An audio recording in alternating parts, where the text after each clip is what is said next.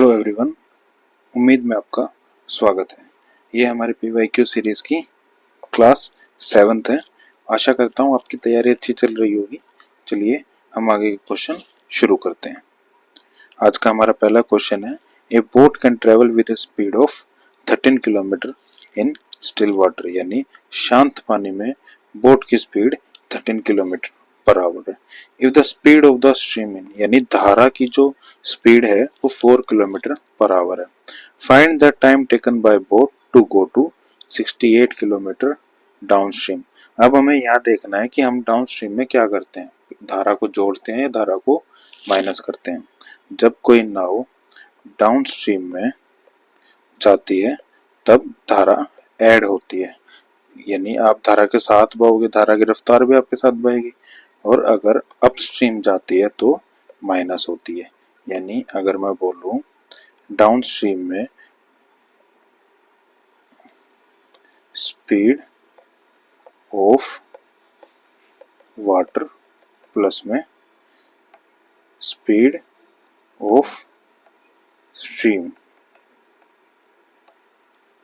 वहीं माइनस यानी अपस्ट्रीम में speed of water minus speed of stream. अब इसने हमसे पूछा क्या है, 68 किलोमीटर डाउन स्ट्रीम। स्पीड का फॉर्मूला क्या होता है, डिस्टेंस अपॉन में टाइम, और यहाँ पे हमसे टाइम पूछा गया है तो टाइम इस तरफ आके टाइम हो जाएगा डिस्टेंस अपॉन में स्पीड। डिस्टेंस कितना है, 68 किलोमीटर, और स्पीड कितनी है, स्पीड हमारी हो जाएगी प्लस, ठीक है। तो 13 प्लस में 4 जो कि हो जाएगा हमारा 68 अपॉन में 17, और 17 4 जा 68, तो आंसर होगा हमारा 4 आवर। चलिए नेक्स्ट क्वेश्चन पे चलते हैं। अब इस क्वेश्चन को देखिए, 3 माइनस 3 प्लस 3 माइनस 3 101 यानी 101 टाइम तक। आपको लगेगा ये क्वेश्चन एपी का है, लेकिन ये क्वेश्चन एपी का नहीं है। क्यों? क्योंकि इस क्वेश्चन में पेयर बन रहे हैं। आप खुद देखिए, ऐसे पेयर बनते चल रहे हैं, 1 प्लस 3 का 1 माइनस 3 का पेयर बन रहा है, और पेयर हैं 2 पॉइंट के, यानी 2 पार्ट के। ऐसे करते करते हमारे 100 तक पेयर बन जाएंगे 50, और लास्ट हमारा क्या बचेगा, जो शुरुआत होता है यानी +3।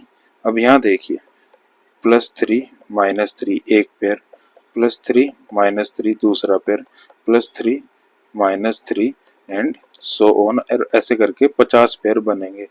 ये 50 पेयर आपस में ही कट रहे हैं। लास्ट में जो 101 टर्म होगी वही बचेगी, जो कि होगी +3। आप इस क्वेश्चन को पेयर बना के सोल्व करेंगे। नेक्स्ट क्वेश्चन है हमारा, m इज इक्वल टू -4, यानी m की वैल्यू -4 है, n इज इक्वल टू -2 यानी n की वैल्यू -2 है। Find the value of m cube minus में 3m स्क्वायर प्लस में 3m प्लस में 3n प्लस में 3n स्क्वायर प्लस में n क्यूब। अब यहाँ आप डायरेक्ट वैल्यू भी पुट कर सकते हैं, यानी m क्यूब की वैल्यू क्या होगी, अगर -4 है तो -64, 4 4 जा 16, 16 4 जा 64। n क्यूब की वैल्यू क्या होगी, -8। m स्क्वायर की वैल्यू क्या होगी, 16। n स्क्वायर की वैल्यू क्या होगी, 4। ठीक है, वैल्यू हमें दे रखी है, वैल्यू पुट करते हैं m क्यूब यानी -64 माइनस में 3 multiply by m square, m square की वैल्यू क्या हमारी 16 प्लस में 3, और m क्या हमारा मल्टीप्लाई बाय -4। ऐसे ही n वाली टर्म होंगे हमारी 3n यानी -2 प्लस में 3n स्क्वायर यानी 4, और n क्यूब यानी माइनस में 8। सॉल्व करेंगे, -64 -16 3 जा 48, माइनस में 4 3 जा 12, माइनस में 3 2 जा 6, प्लस में 4 3 जा 12, माइनस में 8, +12 -12 से कटा -6 और -8 ऐड होके होंगे -14, और इन दोनों को ऐड करके बनेंगे हमारे 4 और 8, 12 का 2 कैरी 1, 112। माइनस माइनस प्लस होता है, साइन बढ़ेगा माइनस का। 4 + 2 6, 2 और 1, आंसर होगा हमारा -126। नेक्स्ट क्वेश्चन पे चलते हैं। Find the value of following cos 15 minus sine 15, cos 15 plus में साइन 15। इस क्वेश्चन को आप कैसे सोल्व करेंगे? इस क्वेश्चन को आप काफी तरीके से सोल्व कर सकते हैं। यानी अगर आपको cos 15 या साइन 75 की वैल्यू पता है, या साइन 15 और cos 75 की वैल्यू पता है, तब तो आपके लिए ये क्वेश्चन इजी हो जाएगा। या आपको उस तरीके से स्ट्राइक ना करे, जैसे कि अगर मैं आपको बोलूं कि कुछ वैल्यूज होती हैं अगर 90s पे करें हम तो वो चेंज हो जाती हैं। जैसे अगर मैं बोलूं आपको साइन 90 माइनस में थीटा हमारा हो जाता है कोस थीटा, कोस 90 माइनस थीटा हमारा हो जाता है sine theta, tan 90 minus theta हमारा हो जाता है कोट थीटा, और कोट 90 माइनस थीटा हमारा हो जाता है tan थीटा। ऐसे ही कोसिकेंड 90 माइनस थीटा हमारा हो जाता है सीकेंड थीटा, और सीकेंड 90 माइनस थीटा हमारा हो जाता है कोसिकेंड थीटा। ठीक है, यहाँ देखिए cos 15 और sin 75। अगर sin 75 को मैं ऐसे लिखूं sin 90 माइनस 15, तो 90 और माइनस में 15 क्या हो जाएगा हमारा 75 के बराबर ही तो होगा। और साइन 90 माइनस थीटा यानी साइन 90 माइनस थीटा आएगा कोस थीटा यानी कोस 15 हो जाएगा, है ना। और अगर मैं इनको वैल्यू में पुट करूं तो हमारा क्या आंसर आएगा?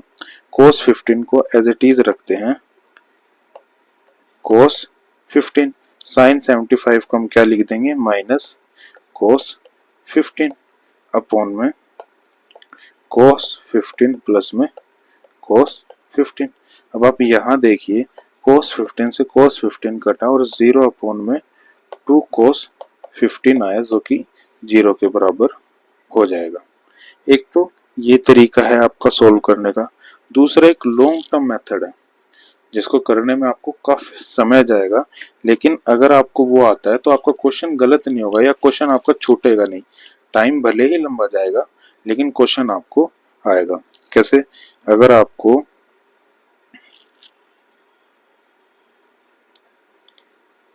cos 15 की वैल्यू दे रखी है, आपको cos 15 की वैल्यू निकालनी है, या आपको sin 15 की वैल्यू निकालनी है। आप इस कैसे लिख सकते हैं? cos 45 माइनस में 30 डिग्री। ठीक है, 45 माइनस 30 होता है 15 के बराबर। और cos की आइडेंटिटी क्या होती है? cos a माइनस बी की, cos a cos b minus plus sine a sine b। ठीक है, वैल्यू पुट करेंगे हम cos 45 cos 30 प्लस में साइन 45 साइन 30। साइन 45 होता है 1/√2, साइन 30 होता है हमारा 1/2, प्लस में cos 30 होता है √3/2 और cos 45 होता है 1/√2। आएगा हमारा √3/2√2 प्लस में 1/2√2। ठीक है, इसका एलसीएम लेके आएगा √3 प्लस 1 अपॉन में 2√2, हमारी वैल्यू आ जाएगी cos 15 की। ये वैल्यू आई हमारी। ऐसे ही आप साइन 75 को भी कन्वर्ट कर सकते हैं, जैसे साइन 45 प्लस में 30, लेकिन उसका तरीका होता है साइन a प्लस में b का sine a cos b plus में cos a sine b। Value put कर देंगे, जैसे साइन 45 कोस 30 प्लस में कोस 45 साइन 30। साइन 30 होता है हमारा 1/2, कोस 45 1/√2 प्लस में कोस 30 होता है हमारा √3/2 और कोस 45 होता है हमारा 1/√2। सब कुछ सोल्व करके आएगा √3 प्लस 1 में 2√2। साइन 35 की वैल्यू भी हमारी वही हो जाएगी। या ऐसे ही आप इन सब की वैल्यू को क्वेश्चन में पुट करके आप आंसर निकालेंगे तो आपका आंसर 0 आएगा। नेक्स्ट क्वेश्चन पे चलते हैं। Find the area of an isosceles right angle triangle whose hypotenuse is 8 centimetre. Question में क्या बोला गया है, एक ट्रायंगल है, राइट एंगल ट्रायंगल, यानी 90 डिग्री उसकी एंगल होगा। दूसरी बात, उसकी जो दो हैं साइड्स हैं वो सेम है। क्यों? आइसोसेलेस ट्रायंगल है, यानी अगर ये x है तो ये भी x होगा, और ये तो हमें 8 दे ही रखी है। Find the area. एरिया क्या लगता है राइट एंगल ट्रायंगल का? राइट एंगल ट्रायंगल का एरिया होता है half into base into height, यानी हाफ इंटू एक्स इंटू में एक्स। ठीक है, और क्या आएगा हमारा एक्स स्क्वायर अपॉन में 2 हमारा एरिया होगा। अब x की वैल्यू भी तो कुछ हमें निकालनी होगी, वो निकालेंगे हम पाइथागोरस से। हाइपोटेनस का square is equal to p का स्क्वायर अपॉन प्लस में b का स्क्वायर। p स्क्वायर यानी x स्क्वायर, b स्क्वायर यानी x स्क्वायर, और 8 का स्क्वायर हो जाएगा 8 8 64। 64 is equal to 2x square, और x स्क्वायर की वैल्यू आ जाएगी हमारी 32।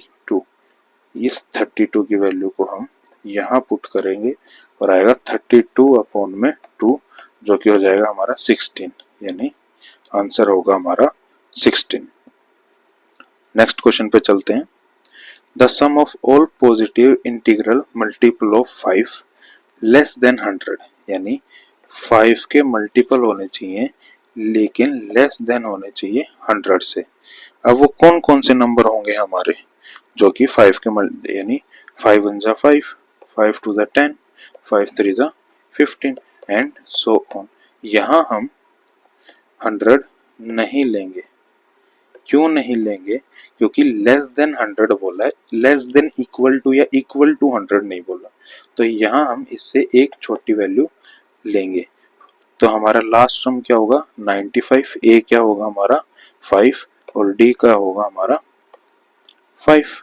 ठीक है, सम पूछा गया, हम टोटल टर्म्स निकालेंगे कितनी होगी। जैसे L is equal to a plus n minus 1 D.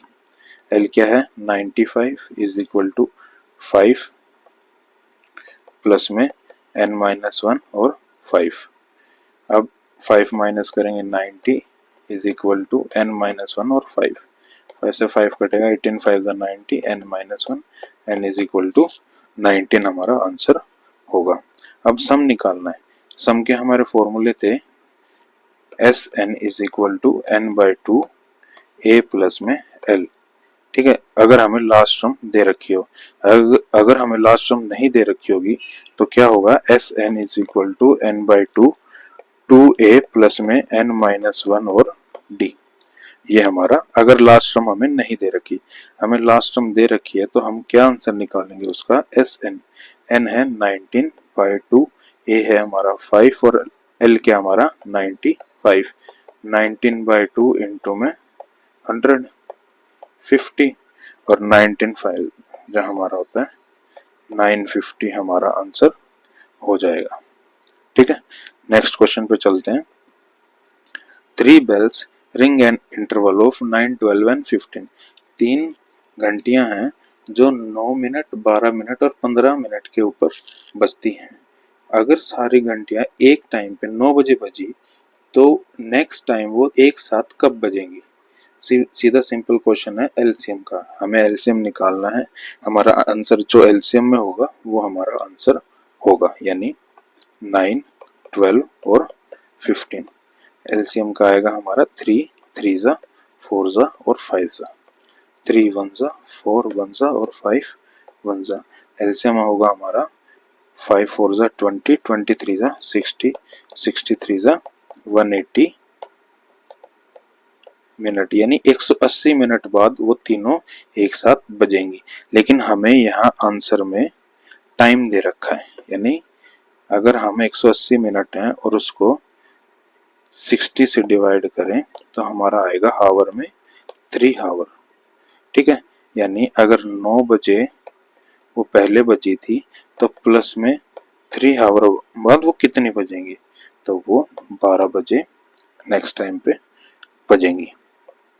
Next question है हमारा, in addition of a square of two positive number is 100 and the difference of square is 28, what is the addition of the number. यानी square of two positive number is, यानी A square plus में B square is equal to 100 and their difference of square, यानी A square minus में B square is equal to 28। Find the addition of the number, यानी ए plus B की हमें value बतानी है।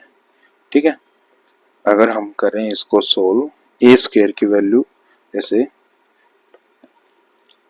इनको हम ऐड करेंगे तो आएगा 2a square is equal to 128, a square is equal to 64 और रूट करने के बाद आएगा 8 8 64। a की वैल्यू क्या है हमारी 8। कोई सी भी एक या सेकंड इक्वेशन में हम a की वैल्यू रख देंगे। a स्क्वायर प्लस में b square is equal to 100, 8 8 64 प्लस में b square is equal to 100, b square is equal to 100 minus 64 is equal to 36, b की वैल्यू आएगी हमारी 6 और हमें पूछा गया है a प्लस बी, यानी 8 प्लस 6 जो कि हो जाएगा हमारा 14 आंसर। नेक्स्ट क्वेश्चन पे चलते हैं, a डिवाइड बाय b की power x minus 2 is equal to b divide by a की पावर x माइनस 1, x की वैल्यू बतानी है। इस क्वेश्चन में हम कैसे कर सकते हैं, इस क्वेश्चन में हम इस तरीके से कर सकते हैं कि अगर हम इसको उल्टा कर दें तो x माइनस 1 की पावर माइनस में आ जाएगी, यानी a by b x minus 2 is equal to a by b और माइनस x माइनस में 1। इसमें वो आइडेंटिटी लगेगी, अगर a की पावर माइनस 1 है तो 1 बाई a हो जाएगा। ठीक है, और यहाँ पे सेम एज इट इज हमने जो a को ऊपर रखा तो माइनस लगा। अब ये देखिए बेस सेम है और इक्वल टू होने के लिए पावर को भी सेम होना पड़ेगा। तो चलिए पावर को सेम करते हैं, माइनस एक्स माइनस में 1 यानी माइनस एक्स प्लस में 1 is equal to x minus 2। X इस तरफ आके हो जाएगा एक्स प्लस एक्स और 2 इस तरफ हो जाएगा 2 प्लस में 1, यानी 2x is equal to 3, x is equal to 3 by 2। Divide करने के बाद आ जाएगा 1.5। नेक्स्ट क्वेश्चन पे चलते हैं, the average of 17 number is 10.9 and if the average of first 9 number is 10.5 and that of the last 9 is, यानी इस question में सिंपल ये बोला गया है 10.5 इंटू में 9 प्लस में 11.4 इंटू में 9 माइनस में x is equal to 17 multiply by 10.9। ये कैसे हुआ, एवरेज का फॉर्मूला क्या होता है, सम अपॉन में नंबर, यानी सम ऑफ ऑल नंबर्स अपॉन में काउंटिंग है कितने नंबर हैं। अब यहाँ देखिए टोटल अगर मैं 17 को यहाँ से हटा के यहाँ कर दूं तो टोटल नंबर कितने हैं 17। पहले 9 का सम कितना होगा, दूसरे 9 का सम कितना होगा, 9 और 9 हो गए 18, लेकिन टोटल है 17 यानी एक ज्यादा है। हम एक को माइनस कर देंगे, एक नंबर को माइनस कर देंगे जो ज्यादा है, तो हमारा आंसर एज इट इज आ जाएगा। चलिए क्वेश्चन को शुरू करते हैं।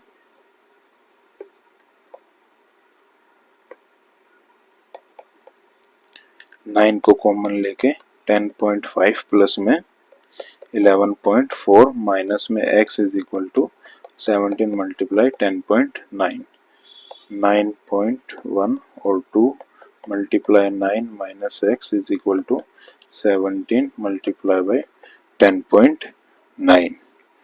ठीक है, अब हमारा आएगा 21.9 मल्टीप्लाई 9 होगा हमारा 197.1, माइनस में x आएगा 185.3। अब x इस तरफ आके और 185 इस तरफ आके हमारा 197.1 minus 185.3 is equal to x, और माइनस करने के बाद आंसर आएगा हमारा 11.8, जो कि हमारा आंसर होगा। नेक्स्ट क्वेश्चन पे चलते हैं। If 782 is divided into 3 parts proportionate to find its first part, यानी इन 3 हिस्सों में जो है 782 बांट दिया। किन किन हिस्सों में? 1/2, 2/3 और 3/4 हिस्सों में हमारा 782 बांट दिया। या तो हम इसे डायरेक्ट कर लें कि भाई इन तीनों को x से मल्टीप्लाई करके और ऐड कर दें बाद में जो, और इक्वल टू 782 के रख दें, या नीचे से डिनोमिनेटर हटा दें और ऊपर से जो भी एलसीएम लेके मल्टीप्लाई करके इसे सोल्व करें। हम इसको डायरेक्ट ऐसे ही सोल्व करते हैं क्योंकि इक्वेशंस इजी हैं, सोल्व करने में ज़्यादा दिक्कत आएगी नहीं। तो अगर हम इनको ऐड करें और इज इक्वल टू में 782 करें, हमारा एलसीएम जो होगा वो होगा 12। ठीक है, और 2 6 यानी 6x और 3 4 8x और प्लस में 4 9x आएगा हमारा 782। टोटल सम होगा हमारा 23x अपॉन में 12, 9 8 plus 17 17 plus 6 is equal to 23 और 782। अब सोल्व करेंगे तो आएगा हमारा 23 34 पे 782 जाता है। x को यही रखेंगे 34 मल्टीप्लाई बाय 12, मल्टीप्लाई करने के बाद आएगा हमारा 408। x की वैल्यू आई हमारी 408। क्वेश्चन में पूछा क्या है? फर्स्ट पार्ट यानी 1/2 x। ठीक है, 1/2 x, 1/2 x की वैल्यू क्या है? 408। 2 से डिवाइड करेंगे 204 हमारा आंसर आ जाएगा। नेक्स्ट क्वेश्चन पे, a vessel is filled with liquid 3 parts of which are water and 5 parts of syrup. How much of mixture must be drawn off and replaced with water so that the mixture may be half water and half syrup? क्या बोला गया है कि भाई एक mixture है, ठीक है, जिसमें वाटर और सिरप है। वाटर कितना है? 3 यूनिट और सिरप कितना है? 5 यूनिट। ठीक है, अब how much water, how much mixture to be remove, यानी कितना मिक्सचर निकाला जाए जिसके बाद ये सेम हो जाए, यानी कितना मिक्सचर निकाला जाए। मिक्सचर हम कितना भी निकाल लें, रेशियो तो नहीं बदलेगी ना। यानी अगर एक बाल्टी है उसमें दूध और पानी मिलाया हुआ है, अगर हम उसमें से 2 डब्बे निकाल दें तो तब भी जितना पानी बचेगा उसमें जितनी भी रेशियो होगी उतनी ही रेशियो रहेगी। यानी ये फर्क नहीं पड़ा कि भाई कितना यूनिट निकला है, फर्क क्या पड़ा कि मिक्स कितना वाटर ऐड हुआ है, जो कि यानी सिरप के साथ हम कोई चेंज नहीं करेंगे। और 1:1 करने के लिए यहाँ पे क्या है? 5, तो यहाँ भी 5 होना पड़ेगा और 5। ठीक है, ये बिफोर में था और ये आफ्टर में था, तभी तो 1:1 आएगा। और यहाँ पे चेंज कितने का हुआ है? 2 यूनिट का। ठीक है, यानी 2 यूनिट वाटर मिलाया गया है जिससे कि एग्जैक्ट सेम हो जाए। 2 यूनिट कितने पे मिलाया गया? 2 यूनिट 10 पे मिलाया गया है, जो कि आएगा हमारा 1.5 यूनिट। ठीक है, आंसर होगा हमारा 1/5 यूनिट। नेक्स्ट क्वेश्चन पे चलते हैं। The price of an item is increased by 20% then decreased by 20%। यानी अगर एक कोई सामान है मान लीजिए 100 रुपये का है तो उसकी 20% वैल्यू बढ़ गई, यानी 20 रुपये और बढ़ गए, और 100 में 20 जोड़ेंगे तो आएगा हमारा 120। अब उसकी 20% वैल्यू गिर गई, तो हम ऐसा नहीं करेंगे कि 20% वैल्यू गिरा देंगे और हमारा 80 आ जाएगा, 100 में से 20 माइनस कर देंगे, ऐसा करना गलत हो। 100 वैल्यू है, 20% बढ़ी तो 120 हुई।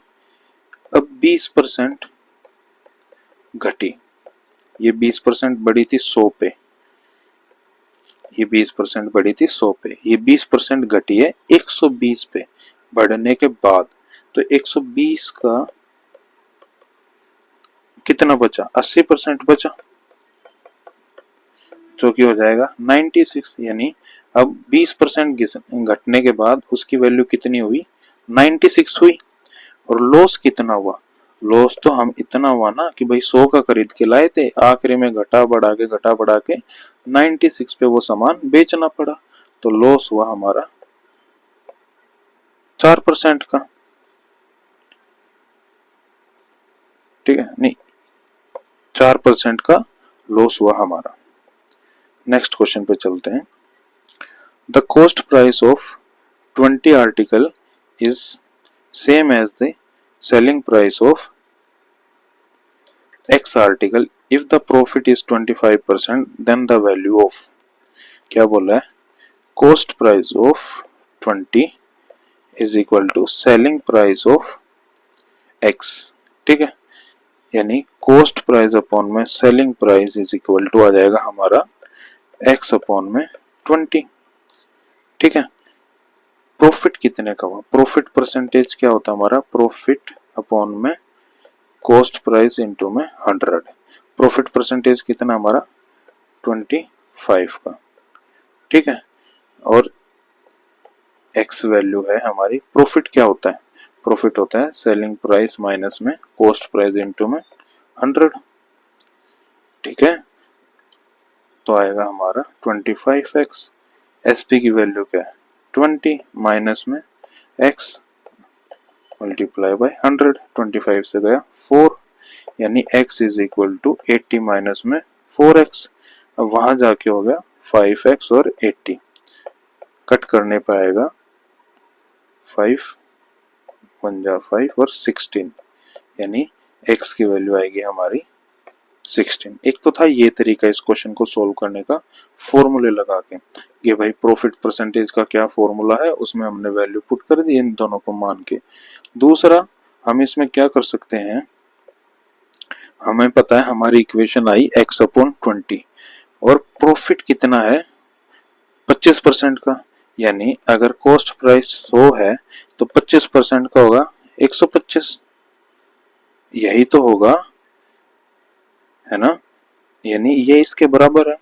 अगर फिर अगर क्रॉस मल्टीप्लाई करें तो आएगा x is equal to 100 multiply by 20 upon में 125। 25 से कट करेंगे 25 4 जा 25 5 जा 5 से कट करेंगे 4 4 4 जा 16, हमारा आंसर हो जाएगा। आप किसी भी तरीके से क्वेश्चन सोल्व कर सकते हैं, बशर्ते आपको तरीका पता होना चाहिए या कौन सा तरीका आपको दिमाग में तुरंत से क्लिक करता है। नेक्स्ट क्वेश्चन पे चलते हैं। Aryan buys a pair of skates at a sale where the discount given is 20%। Aryan ने 20% के डिस्काउंट पर स्केट्स खरीदे। इफ द अमाउंट पेड, यानी अगर कोई चीज 100 रुपए की है 20% के बाद डिस्काउंट के बाद वो 80 की हो गई। ठीक है, और उसने कितने दिए, उसने दिए 1600, यानी 80 की वैल्यू यहाँ 1600 है, इतना मान सकते हैं। मार्क प्राइस पूछा है, 80 की वैल्यू 1600 है, 100 की वैल्यू हमें बतानी है।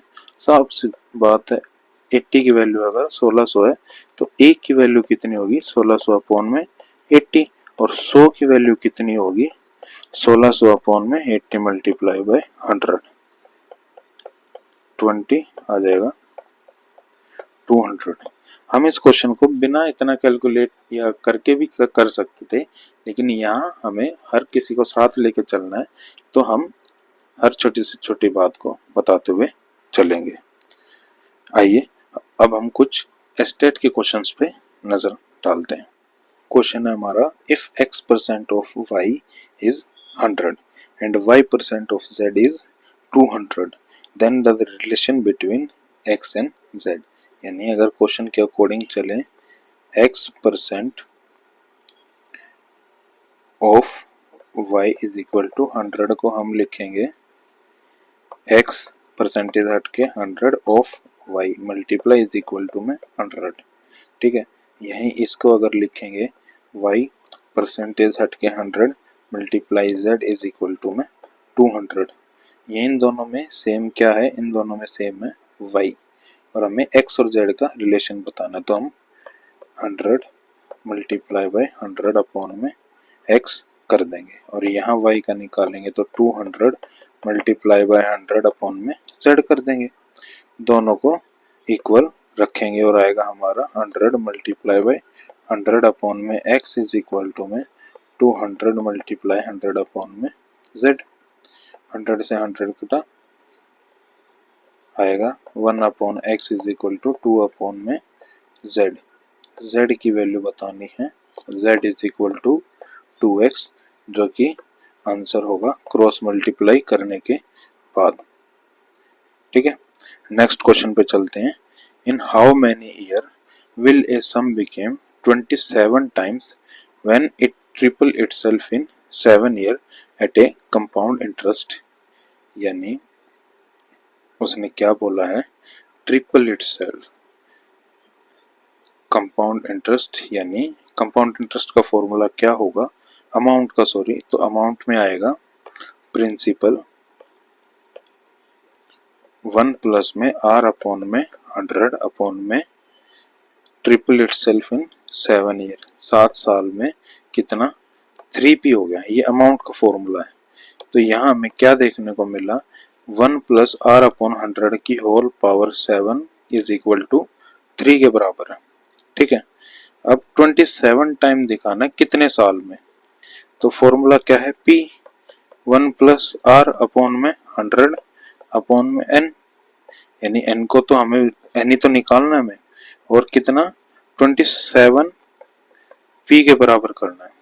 ठीक है, p से p कटा, 1 प्लस r 100 अपॉन में 3, और यहाँ क्या आएगा, हम 27 को क्या लिख सकते हैं, 3 मल्टीप्लाई 3 मल्टीप्लाई 3, और 3 की वैल्यू हमें क्या दे रखी थी, 1 प्लस r बाय 100 अपॉन में 7 मल्टीप्लाई 1 प्लस r अपॉन में 100 की power 7 multiply 1 plus r upon में 100 की पावर 7, और तीनों ही ऐड हो जाएंगे और आएगा हमारा 1 प्लस r अपॉन में 100, 7 प्लस में 7 प्लस में 7 इज इक्वल टू में 21, यानी 21 साल n के बराबर हो जाएगा।